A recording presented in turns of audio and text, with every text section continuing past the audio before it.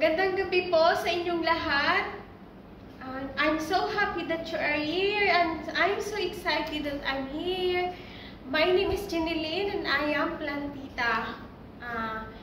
Today, let's talk about DIY pesticide / insecticide.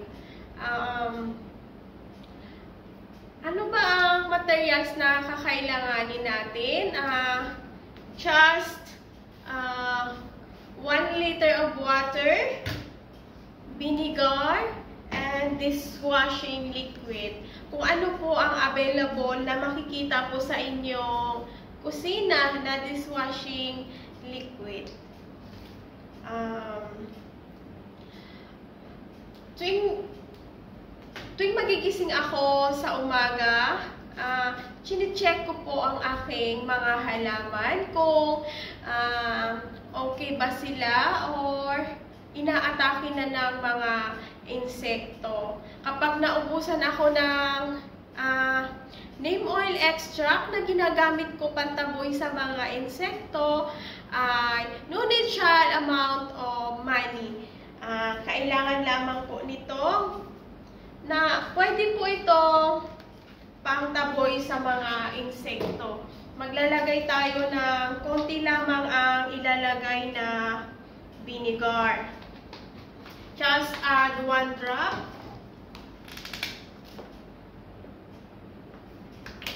At i-shake po natin siya. Once na ma-digest po ng mga insekto, dahil ayaw ng mga insekto ang acidic environment. Kapag walang mga insekto, wala rin mamumuga tulad ng mga yung mga uod na umaatake sa dahon ng ating mga halaman na nakakasira sa ating pananim. Kapag naaamoy po ng mga insekto ang acidic environment, ay masisira po sila. Dahil ayaw nila yung acidic environment.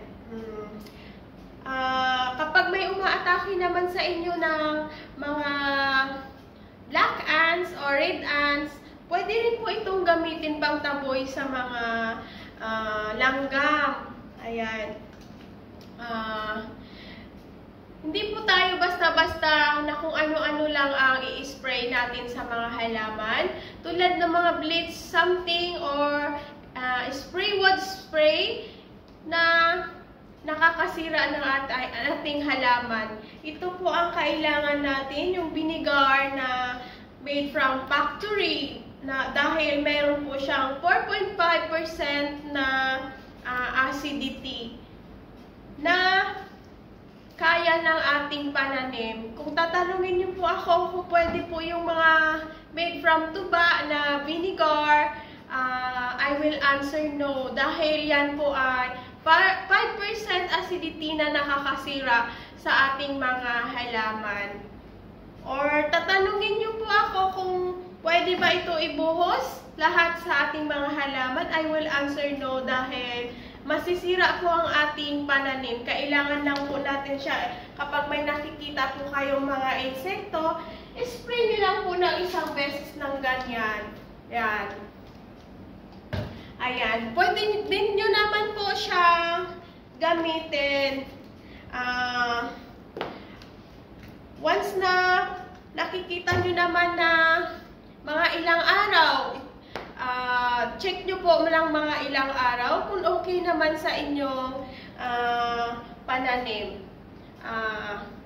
Isang pananim lamang kung diskumpiyado po kayo or hindi po kayo sure, isang halaman lamang po ang inyong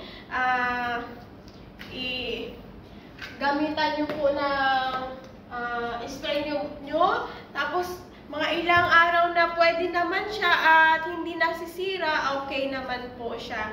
Pwede nyo siyang gamitin. Tsaka,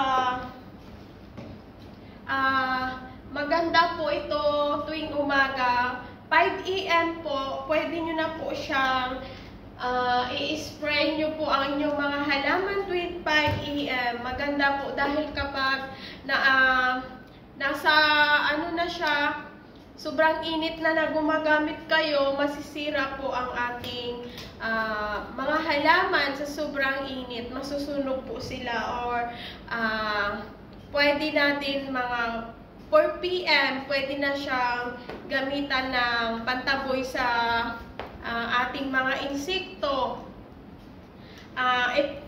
Kapag tanungin nyo naman po ako kung pagkatapos po ninyo mag-spray, tatanungin nyo po ako kung pwede i-wash out po pagkatapos natin mag-spray ng insecticide spray. I will answer no dahil mawawalang bisa po or mawawala lang po yung inyong spray sa halaman. Mawawash out lang din po siya. Mawawalang saysay lang po ang inyong ginawang pag-spray na pantaboy sa mga insekto. Kapag nakikita nyo naman na cloudy ang environment, pwede po kayong gumamit nito. Pero kapag umuulan naman, huwag po tayo. Pag paparating na po ang ulan na medyo uulan, huwag na po tayong gumamit dahil mawash out lang po siya ng ulan ang ating insecticide spray. Ayan. This ends our topic for today. I hope na may natutunan po kayo in this episode. Once again, I am Jeneline. Kung bago pa lamang po kayo sa aking channel, please do not forget to subscribe and hit the notification bell as well para updated po kayo sa latest video ng Jeneline Reyes Vlog. Thank you for watching and God bless us all. Bye-bye!